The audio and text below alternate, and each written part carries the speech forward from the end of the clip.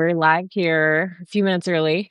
We are going live. Welcome to Grounded with John Tester and Maritza Giorgio. And we have our guest today, former Representative Joe Walsh, of course, host of The Social Contract. I probably don't need to tell anybody here that. Joe, you represented Illinois' 8th district for one term. And I am so excited to talk to you because you've been a Republican, an independent, and now a Democrat. And you've been through all of it, right? So I can't wait to talk to you about that transformation. Well, What the fuck, huh? Jeez. Yeah, I'm glad to have Joe on too, because today is the first time I've met Joe. You would think everybody would know one another that served in Congress, but simply not the case. Yeah. And he's good to have on because before we got on air, we said, "Do we call you Joe?" And he said, "Joe, shithead, anything works." So I like that. Just like you, yeah. Just like John. Yeah. Just like Senator Tester. Come on now. Hey, bubble. So let's just start this Well, off. hold on though. Hold on. Okay, go John. ahead. Because we might have people who follow The Social Contract joining who don't know who the hell we are. So Thank you. this. So Really? I'll just say I'm Maritza Giorgio. I'm a journalist. I was laid off in November, and John Tester was laid off in November too, but he was a United States senator. So we started this about that. Oops. Now, come on, now that's a cruel laugh. because right? we both, all three of us really are the we're all three of us became unemployed. Yes. Not by our choosing. So Yeah, but it was We're on the outs. we're on the outs. In my particular case, personally, it was a blessing. Shit, the Senate just got out. I'd be going crazy, man. You would be. That's a good point because John Tester was the only working farmer in the United States Senate, and August is a huge harvest month. So I bet you would be going crazy. We're going to talk about that. But yes, so John Tester and I host the Grounded podcast and Substack, and we're so excited to join up with Joe today. So go ahead, Senator. You start us off. Oh, well, I got to tell people who I am too, damn it. I mean, yes. Go ahead. I served in the Senate from the great state of Montana for 18 years and chaired the Veterans Affairs Committee and chaired the Defense Subcommittee on Appropriations, which were the two largest budgets at the federal level. And the whole time I did farm and continue to farm the place of my grandparents homesteaded over 100 years ago. And it's the name of this podcast is Grounded. Farming drives most people crazy. It can't be grounded in the United States Senate, which shows you how screwed up Congress is, and it's gotten worse in the last 6 months. And we're going to get into that with Joe. Joe, though, look, Maritza alluded to it. You're a Republican, an independent, a Democrat. I long for the time, by the way, where Republicans are conservative and Republicans believe in family values and sticking up for democracy and all that stuff. What was it that moved you from one side to the other? And no bullshit. Maritza and Senator Tester, I mean it. It's awesome to be with you both. We're gonna laugh a lot, but let me get in a couple serious points. It's really good to be with you. And John Tester, no fucking bullshit. I so respect your career. And when I say, I know you probably feel like you're too old. When I say I'd love to see you back in the Senate, I'd love to see you back in the Senate. So, but look, it's even bizarre. I'm writing the book right now, From the Tea Party to the Democratic Party in 14 years. Like my head is spinning. What a bizarre political time this is. I was a Tea Party asshole. I was a political jerk. People like me helped get Trump elected the first time. And John and Maritza, it was electing him the first time that opened my eyes, and I paid attention to him every day, and I said, this guy's a thoroughly horrible human being. And I then publicly opposed him. And John, once you publicly oppose Trump as a Republican, your career is over, and mine ended. Wait, so Joe, what's the difference though between you and the people right now in Congress? Like you helped get him elected and said, whoa, why aren't we seeing that now? Because I mean, I have a whole list of things I want to talk to you both about today. Things that were shocking, more shocking news this week. It's not unprecedented anymore. Like, what's the difference between you and everyone there now? Because look at me and Tester right now. Here it is, a Sunday morning. We're on a pot. We're doing a Substack live with you, Maritza. They're still members of the House or senators, and they fucking didn't want it. They don't want to give that up. Most of them can't stand Trump privately, but if you say that publicly, like our friend Jeff Flake, you end your career as a Republican. And John knows it's a nice gig. They don't want to give that up, sadly. Yeah, but doesn't anybody understand that what's transpired, particularly over the last 6 months? I mean, set the first term aside, over the last 6 months, really goes counter to everything that we believe in, and privacy and people's opinions and having voices being heard and getting job reports and not get fired for a true job report. I mean, the list goes on and on, you know? Yeah.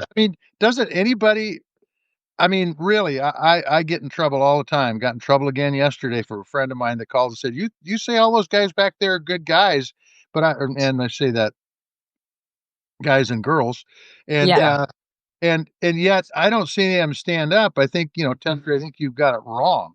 They aren't good guys. I still believe they're good guys. They just got no balls. I mean, some of them do, but I mean, really.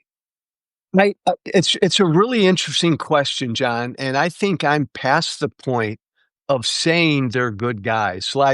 And I apologize if this is strong. I believe Trump's a fascist. Uh, he forced the Smithsonian to remove his name from an impeachment exhibit last week. Now, I'm not going to get mad at Trump about that. That's who he is. But why did the Smithsonian do what they did? I'm so tired of his enablers. John, all of my former Republican colleagues in the House and Senate are enabling this guy. I have a hard time saying, oh, all my buddies back in the House, they're good guys.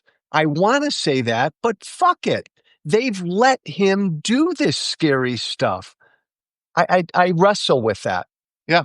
No, I mean, look, I mean, it's a losing case if you start talking about it, because the truth is, let me think. Tillis, who's not going to run again. Hmm. I think he made that decision before Yeah. he decided to vote against the big beautiful bill, or bullshit bill, however you want to put it. But Lisa was on the cusp. Um, um, Senator Collins, they tend to give walks to because she's from Maine, and she's got to have some flexibility. But the bottom line is that, I mean, just like everything, just like the woman that puts out the jobs report and gets fired. I Yeah. guarantee you aren't going to hear a peep from anybody that serves. In fact, I brought up the internet in Kennedy, the senator out of Louisiana, who's kind of fun to listen to, but he was talking about how you can't have inside analysis on what's going on. Well, Jesus Christ, if you can't trust the government, then we're on our way out for democracy. If we can't trust what the people in government are telling us, because they're hired. They aren't hired as Democrats or Republicans or libertarians or MAGAs. They're hired because they have a job to do. And then we do it, they Yeah. get canned. Are you fucking kidding me? This is ridiculous. And nobody's So saying no, anything. so John Tester, if any Senate Republican said what you just said right there, which is the absolute truth, they'd be done and they'd have a primary challenge tomorrow. So they keep their mouths shut. Look, I was a right-wing radio guy. I was on Fox News every day. The minute I came out against Trump, I lost all of that. We I know everybody says this. Like, I grew up with Reagan. Maritza, I know you weren't even born when Reagan got elected. Oh my God. I grew up with Reagan. I loved Reagan. John Tester, we've never had something like this. This is literally a cult. My former party has become like a cult. I don't remember this with any other Republican president. But Joe, there's still a bunch of Republicans, including MAGA folks, that say, we loved Reagan. Reagan's the one that did it. Now I'm here to tell you, if you bring up Reagan and listen to him talk, it ain't nothing like what you're hearing No. right. And yet they don't see it. I mean, they don't see it. And there must be a reason for that. I mean, all these people aren't mentally impaired, for Christ's sakes. They Well, do can. you think they don't see it? I don't know. Do you think they don't see it, or do you think that they're just looking the other way and hoping people don't realize?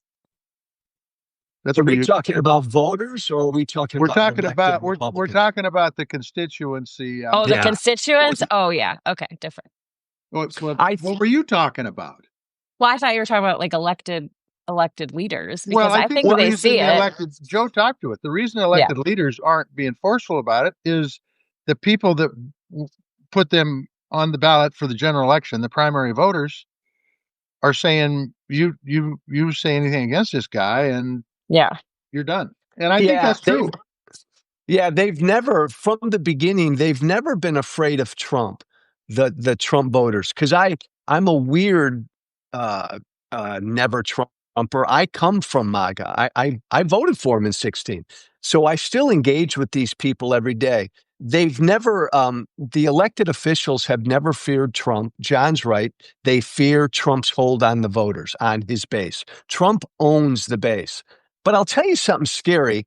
When I came out against Trump 7 years ago, pretty much every one of my former colleagues in the House and Senate called me privately and said, I agree with what you're saying about Trump publicly, Joe. I can't say that or I'll whatever.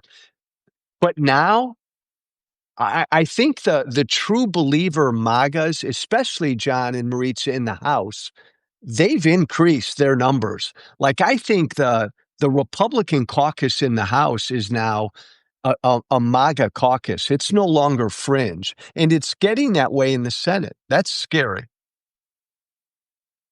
Yeah, it is.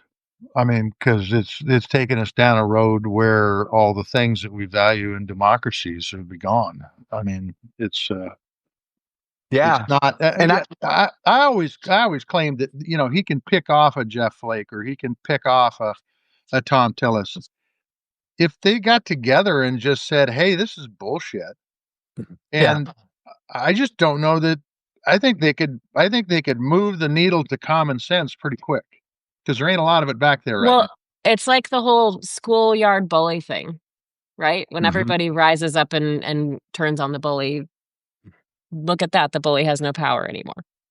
And that was, you're right, Maurice, and that was the thing. There was a time, there was a moment where everybody had to stand up against him, and everybody didn't.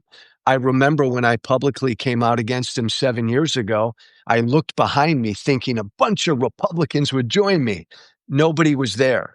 And then I did the stupidest thing I've ever done in my life in 2019. I ran against him for the Republican nomination for president. What a stupid thing. And I thought a bunch of conservatives would be there, and nobody was there. So the problem is we all didn't rise up against him. Just a few of us did.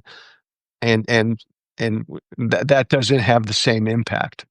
The challenge that you've got today, Joe, is that the conservatives should have been with you Yes. because Trump is not conservative. He is not Fuck conservative at all. no. We just increased the national debt by $3.3 billion. That's Trillion, not conservative. trillion. I'm sorry. I'm sorry. I that's a Freudian slip.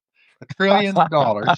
And you forget. Thank God Maurice is here to fact check both you and Yeah, I, John. no shit. Yeah, that's a fact. But the truth is that's not conservative. You don't do that shit if you're conservative. If you're conservative and you actually believe that the national debt is a problem, which I think both of us do, Yeah. then you do things to reduce that national debt. You don't increase it. That's a fact. And so So he's not conservative. So they Well, should have been there with you, and they weren't. I had to laugh yeah. about his post on True Social last night. I think that you guys will have something to say about this. In all caps, of course, the great big beautiful bill will go down as one of the most consequential pieces of legislation in the history of our country. I can't disagree. It's pretty consequential. Yeah. Oh my God. It's like, here's the thing though about like, so I come from the Tea Party and everybody's got a different idea what the Tea Party was. But John and Maritza, to me, it was all about the debt. That's what animated people like me and my buddy Rand Paul when we got elected. Now look at Rand Paul and Mike Lee. What the fuck happened to Mike Lee? What a fucking nut job he became. Oh my God. But there was an uglier aspect to the Tea Party. And it was kind of this nationalistic, we want America to be what it was in 1954, a white Christian place. And I kind of ignored that aspect. But I think that's the ugly aspect that Trump tapped into. And that's not conservative. That's just like cruel. And again, it's trying to take us back to an America that kind of never really existed. That's true. But Trump tapped into that. That's true. That's an America that never really existed, that it only existed in certain people's minds, quite frankly. Yes. Yeah. I'm up in Northwest Montana right now. I was junior reporter at Kalispell when the Tea Party was established. And that was the very first time I felt unsafe at a public event because, I went down to cover it, and I remember people rallied around me, and there was a circle around me, and I was a what we call a one-man band. I had my own camera and my own tripod, and they started chanting media whore. And wow. I remember thinking, how am I going to get out of this? And I was ready to use the tripod if I had to. Spear them? To spear them. Yeah. Yeah. But it was one of those things where it was, I was down there to cover it. And then all of a sudden it took a really dark turn, I still believe in the basic principles of the Tea Party. It was mostly, again, about the debt. But you two, the minute the Tea Party turned into MAGA, and the Tea Party helped lead to MAGA, I think I've publicly apologized 9,764 times for helping to lead to Trump. But once it became MAGA, I said, I'm out of here. This is un-American. And now we're seeing it completely in full. What he's doing, disappearing brown and black people off of our streets, to the debt. What he's doing to the debt, everything, John Maritza. It's a scary time. So, Joe, I want to ask you about sorry, John, go ahead. Well, and then to get back to Reagan, one of Reagan's last days in office, and Maritza's heard this story way too many times, he talked about why this country was so great is because of our immigrants. Yes. Yep. And now they're bad. Now they traditionally throughout time, the Irish were bad, and you go down the list. The Greeks, the Italians, yeah. The Greeks still are bad. They still still. The Greeks and the Minnesotans. The Greeks and the Minnesotans are all bad. I'm just telling you. For the record, Tester and Walsh agree on that one. John, I'm with you. Yeah, right. Especially if their last name is Georgia. But John, you're right. Reagan was all about the shining city on the hill, right? Yep. Trump's the exact opposite. It's all about fear. If you're brown and black or different, we don't want you here. Like build a wall around America. It's all about fear. It's cruel. Yeah, it absolutely is cruel. Go ahead, Maritza. We want to hear the Greek opinion. No, I lost my train of thought for a second, but I'll pull on that thread. I mean, first of all, let me just say, sitting in Montana, we're all immigrants unless you're indigenous here. So let's just say that. But I do want to talk about kind of some of the stuff that you've been posting about, Joe. Like, I thought you made a really good point in this video that you recently posted about the whole thing with the Smithsonian, right? For folks who don't know, the Smithsonian basically removed Trump's name from an exhibit on impeachment, like removed all record of it. Like the Smithsonian, this incredible institution. Go ahead. So what is so it says impeachment but no Trump? How does this work? If you remove his name, the impeachment was about Trump. No, it just says it didn't happen. Maritza, and it actually, John Maritza, they put into the exhibit only 3 presidents face the possibility of removal: Johnson, Clinton, and Nixon. They literally rewrote history. And again, the point is, look, Trump is who he is, but he's able to do what he does because people cave to him. The Smithsonian, these are historians. What the fuck? You're going to agree to lie about history? CBS News and all these other media companies caving to him. The colleges and universities caving to him. My Republican colleagues all doing what he says. I'm angry at his enablers way more than I am at him. Does that make sense? Yeah. Well, yeah, and that's what I was going to talk about, your post about that, because you say like, "Hey, yeah, we know everyone can complain," and I walk around town, I walk into, I say hi to people I know, and they say, "Oh my gosh, what are we going to do? What are we going to do?" But they only talk about the administration, and I think you make a great point. Like, people need to talk about these other these other enablers, and the Smithsonian. I just can't even believe that you like the most well-known museum organization in our country is going to literally rewrite history. They are historians and they agreed to lie about history. I mean, just think about that. Look, if you got Tester and Walsh together, we would laugh a whole bunch. But to make a really serious point, in our profession in the political profession, it's rare that people do the right thing. John Tester is a kind of guy who would always fucking do the right thing, even if he lost an election. And now look at him. He's sitting in his kitchen about to go out and do work on his farm. I'm a former congressman who did the right thing, and now look at me. I'm unemployed and not doing anything. But my But we're God, trying. But we're we're trying. trying. But we won't stop this guy if people don't begin to do the right thing.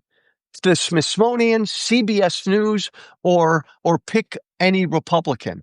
If they continue to enable him, we're fucked. We're just fucked.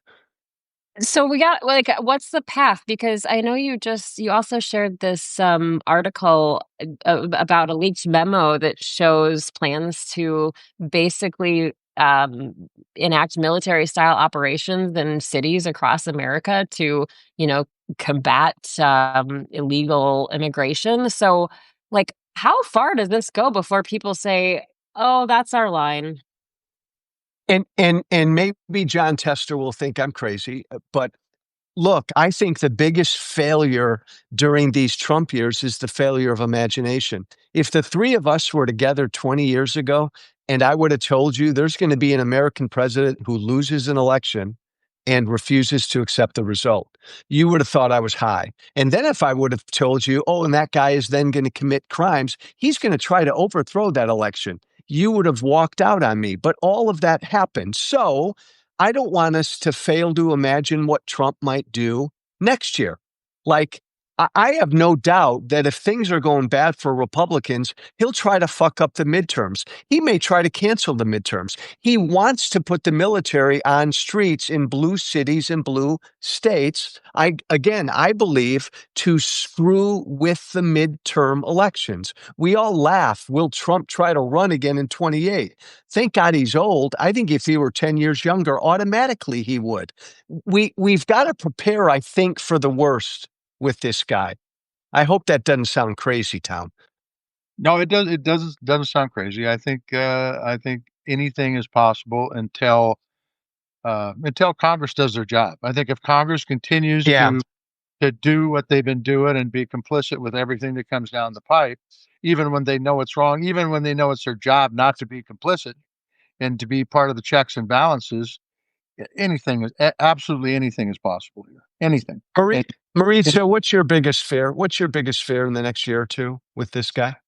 I mean, well, for me as a longtime journalist, I am just devastated at the state of journalism and legacy Yeah. media in this country.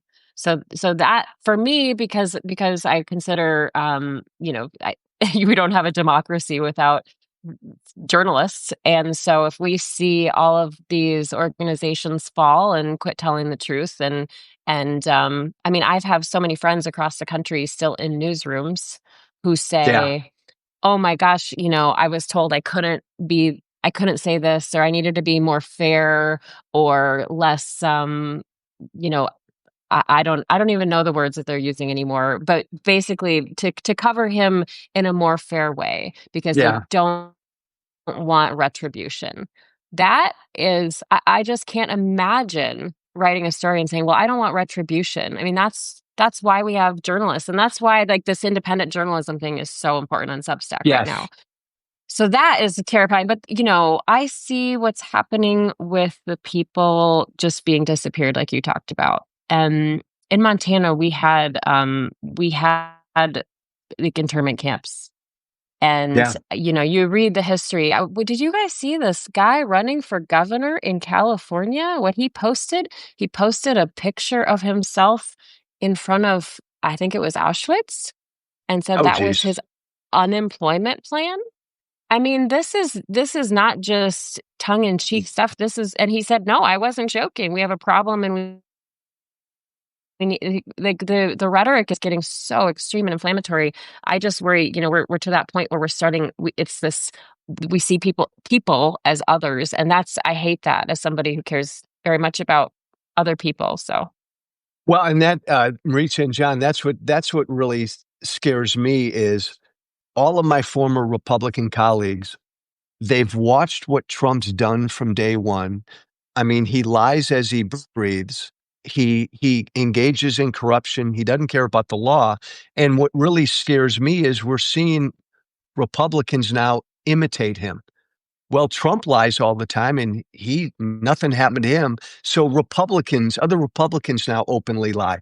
Other Republicans now openly talk in really mean, cruel ways about other Americans because they're imitating Trump, and Trump's never been held accountable for this stuff. So it's like Marisa, you mentioned that candidate in California, Republican.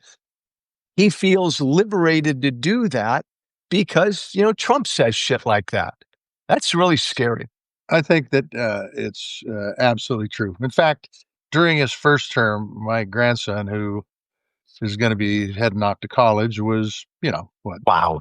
8 years younger. And he said, if we would have done, he was in junior high or grade school. He said, if we would have done what the president of the United States has done, we would be suspended from school. Yeah. Yeah. And so, Yeah. and so I think we're not only seeing it from political folks, I think you're seeing it in business too. I think you're seeing, Yes. and I mean, and I think it's the same thing with politics as in business. If you are not telling the truth, Trump's the exception. If you're not telling the truth, usually it will put you out of business. Okay. And well, and I worry too about the next generation because I have an Hmm. almost 14-year-old son. And the stuff that I hear the kids saying at his school, they're learning, and then I say, how can they say that? And I go on any kind of social media post and see their parents posting Yeah. stuff that's just inflammatory and egregious and hateful. So I worry about the lessons we are giving our kids too. And I yeah, think it's important. there was Uh, a it, the, my Go ahead, John. just a case in point. My other grandson was playing little league this year. One of the kids on his team comes from an immigrant family, and one of the kids from the other dugout, when he came up to bat, said, "Call ice." And the fucking umpires didn't kick Uh, that kid out of the game. The umpires said, "Oh, I didn't hear it. Everybody else heard it. uh, Everybody in the stands heard it." And I don't mean that fucking umpires. Umpires are great because they're doing this stuff and it's hard work. But the mm, truth is that you can't let that kind of shit stand. I mean, if a kid was playing basketball and he gave the opposing coach the finger, they'd kick his ass out of the game. You can't do that kind of stuff and let it's him get away with it. it's why I believe you two. Again, my vantage point is skewed because I talk to MAGA every day, and MAGA loves the cruel shit that Trump is doing. Like the cruelty appeals to them.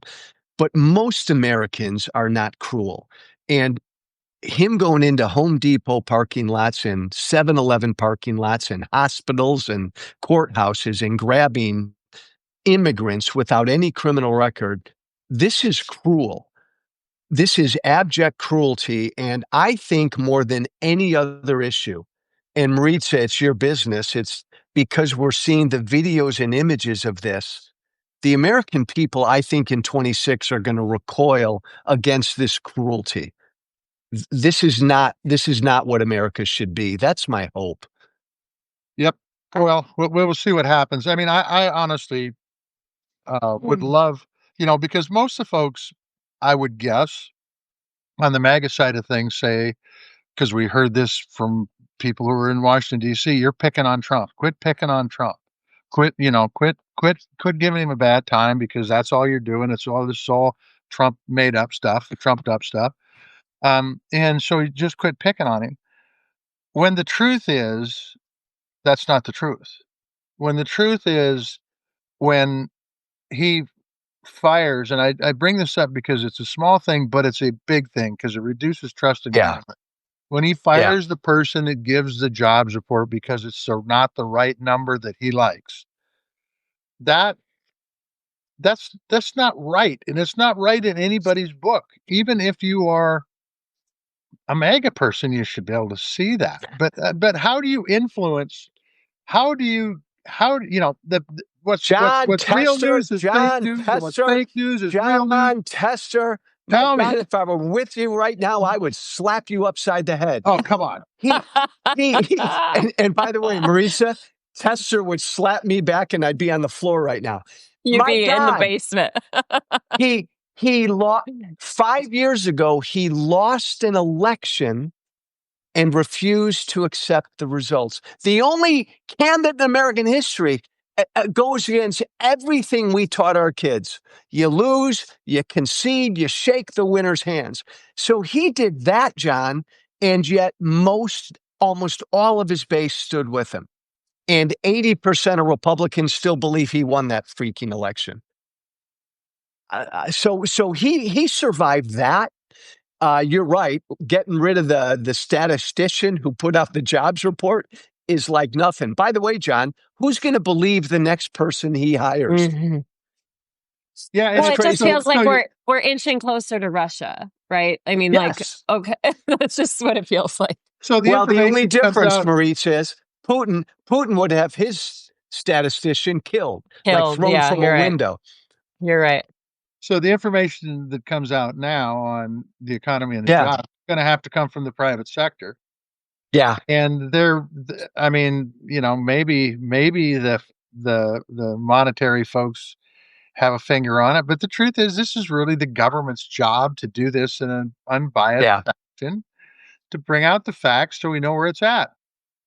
But Okay, so we're Maurice and talking. John, here's the issue, you two. Everything we're saying right now is spot on and it's wrong and it's un-American and it needs to be defeated. My former party needs to be defeated. But let's pull back. Here's the bigger problem.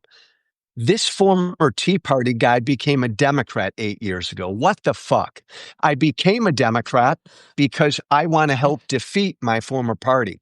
But John Tester, you know it. Our Democratic Party has real fucking issues. As bad as Trump and MAGA are, the Democratic Party's numbers are in the toilet.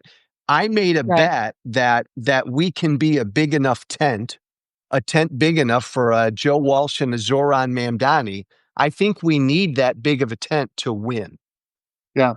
Well, I mean, and the truth is that, um, and I've said this 1,000 damn times, but the Democrats need to have a platform that is not "we are better than them," and it's not Yeah. "we're for democracy," and they're not. That actually talks about issues people are talking about, whether it's housing or inflation or whatever it might be, national defense. All that stuff is important to people that are out there, and the truth is that's why Trump got pissed at his statistician, because the economy, and you can see it, inflation's going through the damn roof. Go to the store and buy some stuff. Go buy some electric wire, for Christ's Yeah. sakes. It is so expensive you couldn't afford to build a house right now. Yeah. Go, groceries. Everything is inflation is across the board going up. And by the way, that tends to fuck with the job market, and that's what Yeah. happened. And now you're going to have information coming out from Washington, D.C. that was trustworthy that isn't going to be trustworthy anymore. I do want to get your take, though, Joe. The story we haven't talked about, which seems to be the breaking point for people that I never thought would break with Trump, is Jeffrey Epstein. I Yeah. mean, Yeah. do you see that being his Achilles heel? Because I never thought I would see Nick Fuentes get on a rant and say that Meg is the biggest scam in American history. And you're a former right-wing radio guy. I mean, what do you think? How do you see that playing out? Because you can say what you want about people like Joe Rogan, but he's influential. Yes. Spot on. This is different, this whole Epstein thing, because for years, Trump and all of his right-wing cheerleaders were saying that this is going to be the mother of all scandals.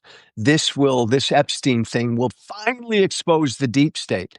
Nothing animates the MAGA base more than this notion of the deep state. And so then when Trump gets elected and he says there's nothing there, let's move on, I can tell you, talking to MAGA every day, they're confused and some of them are really angry. But I don't think this has like hurt him with his base yet. It's hurt him with some influential media cheerleaders like Rogan, but they're still going to give Trump great room to maneuver here. But something's got to be, eventually it's got to be released, or a lot of his MAGA people may just not even vote next year. Yeah. Yeah. I mean, it's weird. It's just weird. I think the deep state thing is interesting because the Republicans control the presidency and they control both houses. They actually control the Supreme Court too. And Yeah. so, why are you holding back on the information? Let the information out. You got control over the perceived bad guys. Let it out. Let the people know who the bad guys are that are running the deep state, because it. I don't know. Christ almighty. His supporters, when they talk to me every day, his supporters are confused. Like they don't know why he's not releasing it when he promised there was something big here. So they're waiting to see what he's going to do. Okay, so you floated this idea last week about a national strike, like in September. I love it. I want to get people's input on this. Like, just say no to work, to buying things, to all of it. Just say no. I mean, listen, I love the idea of just sitting home in my pajamas all day. It sounds great. But I do want to ask, like, how you think that works, because there are people who need to go to work. There are people who need to put food on the table, who don't have childcare, who whatever. And so, like, how do we see that work in a big, broad way, like we saw with the No Kings protests, where people can actually do something like that? Maybe John Tester will disagree with me. Maritza, you're right. A national strike where we all literally take a day off, it can only work if it's a big, broad thing. And I just threw it out there because I think we have to do a lot more than just protest. Like, I really fucking believe our democracy is hanging by a thread. And I don't think the No Kings protest and all of this is enough. I think we're going to get to the point where we have to engage in civil disobedience, which is our right as Americans. So I was trying to think of bigger, more impactful, kind of out there things we could do. The notion of a national strike, everybody who can take a day off of work, just fucking do it. Don't work and don't buy anything. And I think of Gandhi, and I think of the power of a nonviolent, peaceful uprising. Somehow, Maritza, I think we've got to begin to think this way, because this is really something big's going on in this country right now. And I think our politicians are not going to get us to the promised land. John talked about the courts. The courts are doing the best they can. They're not going to save us. This has got to be, I think, where the American people rise up and do something different. Yeah. What do you think, I mean, look, John? it would definitely get people's attention. Tester doesn't like the idea of taking a day off. John Tester I would think never take a day off. every day's a vacation day for me, man. You know, I mean, working with Maritza, it's just vacation day after vacation day after vacation day. But I mean, there's no doubt about it. If people stayed home, took their vacation day and stayed home and didn't buy anything, holy shit. Maritza, go ahead, John. Keep going. Well, but then the administration, Trump in particular, would come out and say, well, you know, this was fine. This worked out good. Didn't hurt the economy at all. Well, there would be gaslighting. Yeah, like, no, everything's good. It's all fine. But Maritza, from your viewpoint, if you could do it in a big, broad way, like a national strike where damn near everybody took a day off, didn't work, and didn't buy anything, could that have some impact? Oh, absolutely. I mean, I think about what was it? Gosh, time is such a weird, warped thing right now. But a few months ago, there was that push to quit buying. Like, there was a day Yeah, when they said, "Don't buy anything." And I remember talking to my best friend about this. She goes, "I don't even think it did anything." But then it did, like Target and some of these retailers came out and said, they "Yeah, it got hurt. did." And I think that was just a sliver of people who had buy-in. So I think the key is to make it really and like something that has great impact Huge. is you need Yeah. buy-in from all kinds of organizations. And I liked what Heather Cox Richardson said about this. Like, you can't have a purity test here. Like, it can't be No, something like, well, what kind of Democrat are you, or what kind of independent are you, or what kind of rhino are you? Like, it's just, do you all agree on this one thing, that what's happening is going in a that's bad it. direction, and there can't be a Yeah. purity test. Oh, Or Tester has you, something to say. or you could look at it this way: if the tariffs continue, there won't be anything on the shelves for people to go buy anyway. So Yeah. in essence, Yeah. you won't have to go shopping because there will be nothing there on the shelves that you could afford if you could afford it. Anyway, I do want to ask. Oh, wait, I have a question for you because we haven't talked about this in a public way yet, John. But okay, so we had two kind of vanity projects this week that came out that I think are worth mentioning. So we have, which, by the way, when we're talking about people and voters and kitchen table issues like affording groceries, how can they Yeah. look at the announcement of a $200 million golden ballroom in the White House and say, yeah, that's totally relatable? I can totally relate with the need for that. So let's talk about that. But also, this reporting that the government transferred almost $1 billion to an unnamed classified project, a Pentagon project. That money was allocated to pay for this upgrade and modernization of our nuclear missile system. I know some of those sites are near where John lives in Montana. They're crumbling, they're in severe disrepair. And they moved the money from that project to this unnamed project. And then the New York Times came out and said, oh, that project is to upgrade and retrofit the Qatari plane that will be Trump's Air Force One. So, like, are those issues going to get to people and say, oh, I do care about our nuclear missile system, and I think we should worry about that? I cede to John on the second one. I don't think the second one will resonate with the American people, but the first one might. I mean, to John's point, Trump inherited a hell of an economy and he's fucking it single-handedly. So you contrast that with this guy who wants to build a $200 million ballroom to the White House. That's a bad look, I think, with average folk. That if Democrats are smart, they'll pound. yeah, I think the issue of transferring the money uh, to the Qatari airplane has been a cluster from the beginning. The Qatari Hmm. airplane has, but uh, I can tell you from a national defense standpoint, it's really bad. It's really bad. But most people don't see it that way. There'll be a lot of people out there that are happy the money's transferred because they don't believe in the ICBMs. But the truth is, it will have a delaying effect on this, and it's been delayed enough already. Um, it's just really bad. But this isn't the first time this has happened. He's transferred money out of the Defense Department while talking about a strong defense, while screwing all our allies, while not sticking up for Ukraine, while patting Putin and Xi Jinping on the back. I mean, all this stuff goes on every day, and people are thinking, "Oh, things are just fine," until they aren't, and then it'll be too late. And look, I remember there were two kinds of people who voted for Trump. His hardcore base, and not much is going to budge them. I try. It's God's work. It's almost impossible, but not much is going to budge them. But then there were a lot of people who voted for Trump who told me, look, Joe, I know Trump's an asshole, but the Democrats suck or the border's broken or whatever. These people are reachable. They're going to be bothered by a lot of this stuff that's going on. Now, the Democrats got to be something, but they're not, they can be easily moved in the midterms.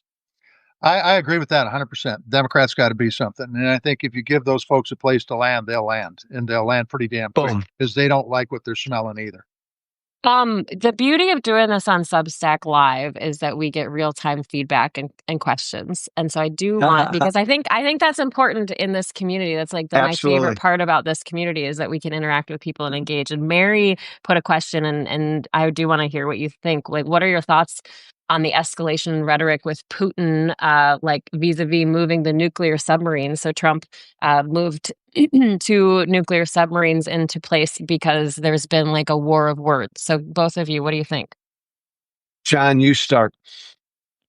I think it's much ado about nothing. You got to look at what he's done in the past, and what he's done in the past is he has enabled, as we're talking about enablers, he's enabled Putin to do what Putin's done. He has hung Ukraine out, whether it was through the Oval Office visit or whether it was, oh, we're going to put tariffs on you in 50 days. 50 days is a lifetime for the people in Ukraine, literally a lifetime. And so, Trump all the time says one thing and does exactly the opposite. And I've given the examples over and over again. I think this is a prime example. Said one thing, exactly the opposite. But by the way, let's say he wasn't. Let's say he's doing this for real. Are you actually ready to go and have a nuclear war with Russia as you pull how much was it? A billion, a trillion, 100 million, 200 million out of the Defense Department? That A goes for billion. a million. Okay. Oh, a billion with a B. A billion with a B. I get lost in the zeros. But the truth is that I just think he's saying one thing and doing another. I mean, I can't help to think that him and Putin aren't still patting. Well, let me put it this way: Putin's patting him on the back and building his ego as he's taking advantage of the situation. Anyway, go He's ahead. no, and I'll just add to what John said. Look, Trump works for Putin. To me, as long as Trump is in the White House, we are not standing with the free world. But this one incident with the nuclear subs, Trump spouting off.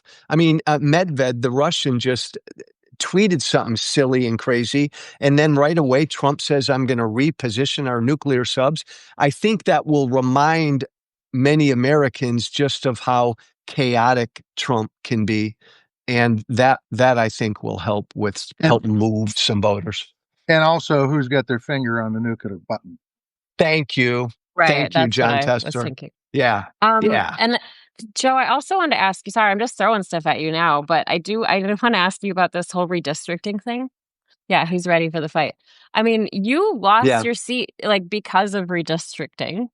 And Yeah. so for people who haven't been following this, basically Texas is going to go forward, it seems, with this redistricting plan in between these 10 years that they normally do redistricting. They usually do it right after a census. It's not what's happening here. And they've said this is to try to accomplish the president's goal of adding more Republican seats in Congress a year before the midterms, we should say. So they've proposed this map to redistrict Texas. The Cook Political Report said they showed early analysis that showed it could help the GOP win 30 districts in Texas.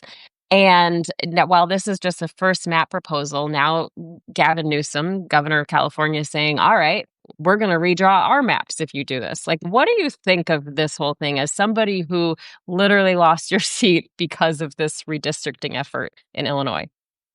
Look, this is mid-decade redistricting. Mid-decade. This is cheating. This is undemocratic cheating. Period. And DeSantis came out, I think, last night and said he's going to look to do the same thing in Florida. Ohio, Red Ohio is looking to do the same thing. I don't know where John is on this, but look, I believe we're at war to try to save our democracy. So if Republicans are going to do this shit, which is cheating and it's wrong, I think Democrats have no fucking choice but to fight back and do it wherever they can, as bad as a precedent as it will set. John Tester? Well, I think it sucks. Both sides sucks. I think the gerrymandering thing is something that we should be able to fix. We should be able to fix with AI, like with the pushing of one button. Yes. Tell you how to fix it. And yeah, I do agree with you. If the Republicans are going to go down this line, the Democrats have to too. But the truth is it's a shitty precedent to set, and it doesn't fix the problem. And the problem is gerrymandering. Just like money in politics, you don't get the best people elected that'll represent you in the best way in Washington, D.C. Amen. Amen. And by the way, as a sidelight, you two, Democrats will have a harder time doing this redistricting because Democrats, the party of good government, have more states like California where they do leave it up to a nonpartisan commission. So some of these Democratic states are going to have to change their state constitution. I think California will if they want to play around with redistricting. The truth is this is just bad for democracy. Really, really, really bad for democracy. And if you think Congress can't get any more dysfunctional, this will make it more dysfunctional. Yeah. Okay, so as we try to leave on a hopeful note, Joe, what gives you hope? Like, we try to stay grounded here in all of this. By the way, that's a great headlines, and we great name for the podcast, Grounded. Who came up with that, by the way? I stole it from his book. That was the name of Tester's book, and I stole it. That's right. But also, we do want to stay grounded. And I joked in the beginning, like, we were both grounded, like, in a bad sense. We were both grounded from our jobs. So here's what Marisa. Here's what gives me hope. Okay. Here's the only thing that gives me hope.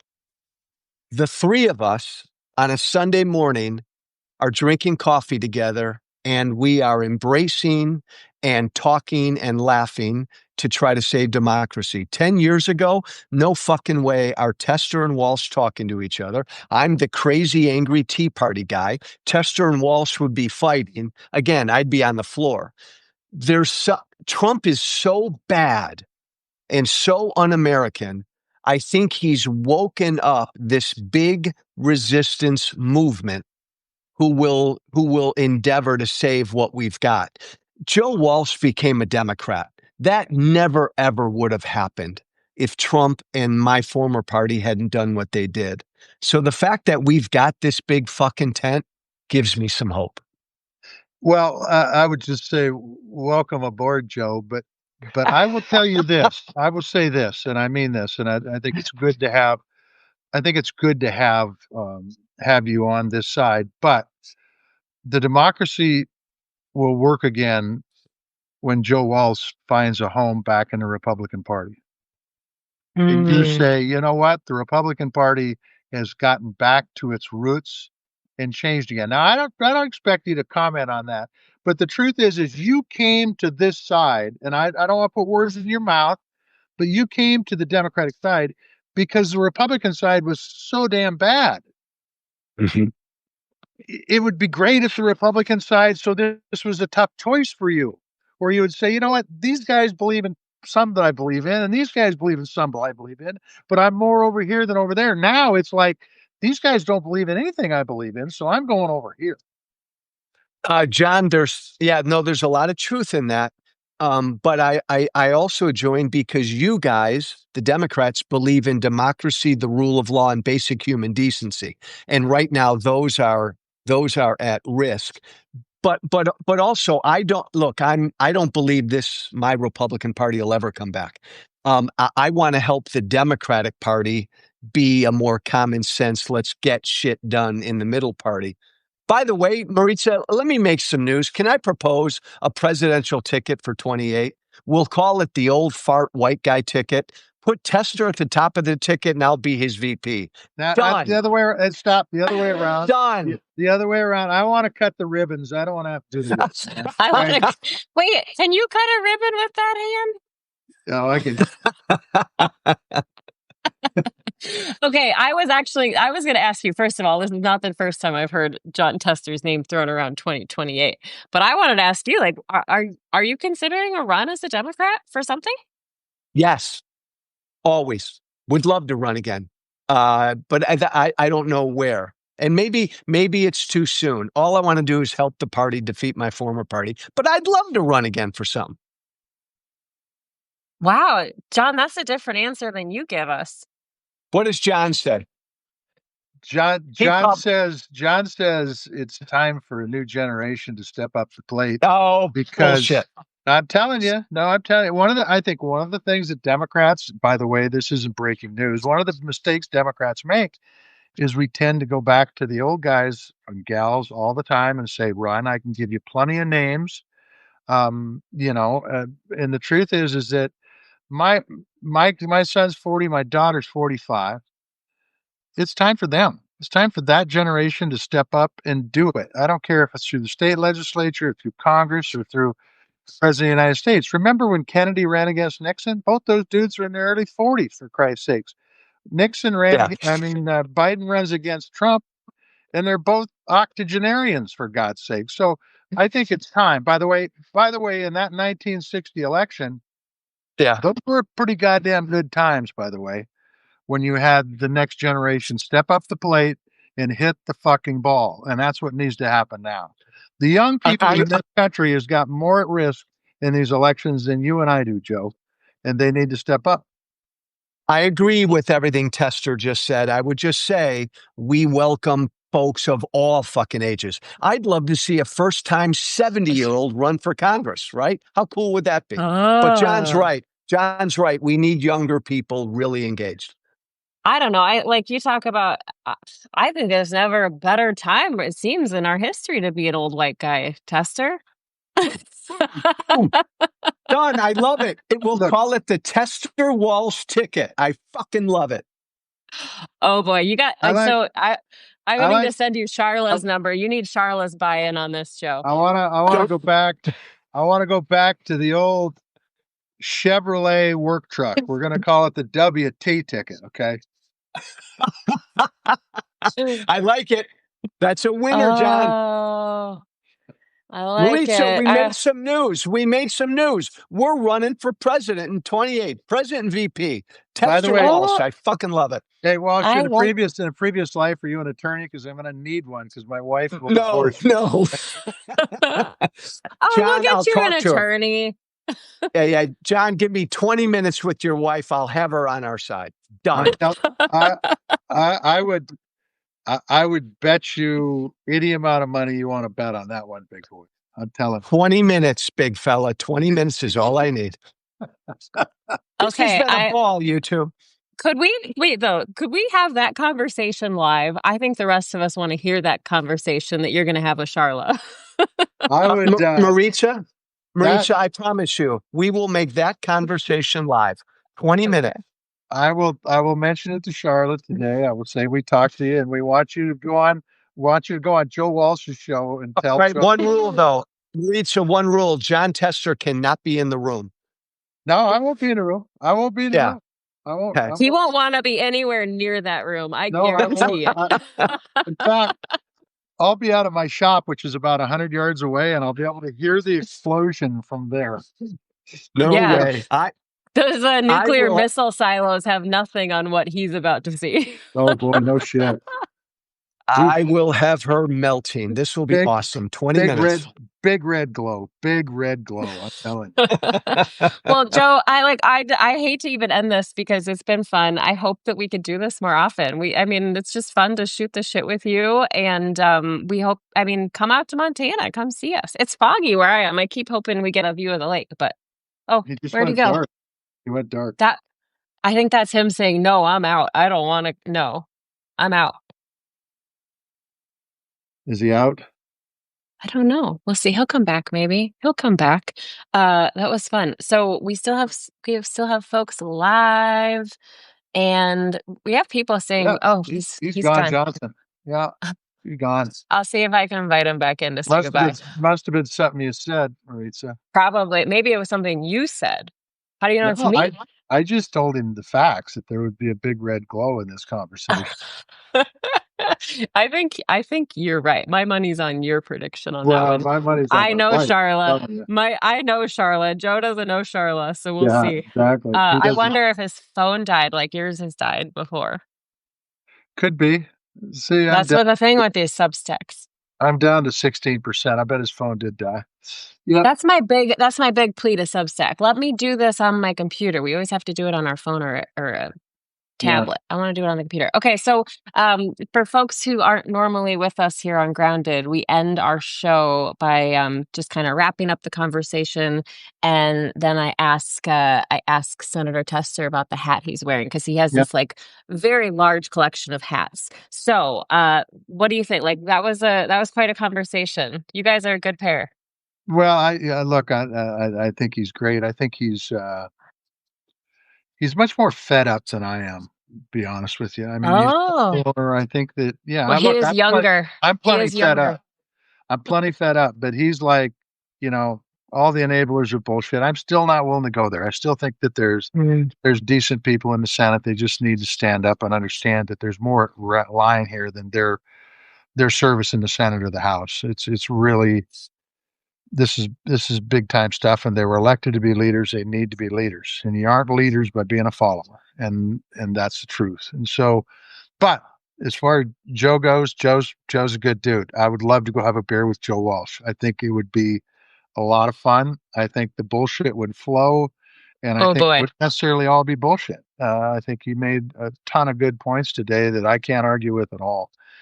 And so it was good to have him on. I appreciate his time on an early Sunday morning, although he was in Illinois, so hell, it was pretty late there. But That's only an hour ahead of us. that's an hour. That's an hour of good work that, he could have been up earlier. So it's all good. Well, yeah, and so for folks who don't know this, we do a little bit of a farming report on our show too, because John Yeah. Tester is very much a working farmer and he's been fighting with rain. Usually you want rain, but not during harvest. So if we'd have got this rain in May, I would have been rich. And if we'd have got May weather now, we'd have the crops. But I'd be doing this from the combine because we'd be cutting right now. But it has rained probably 2 inches in the last 2 weeks.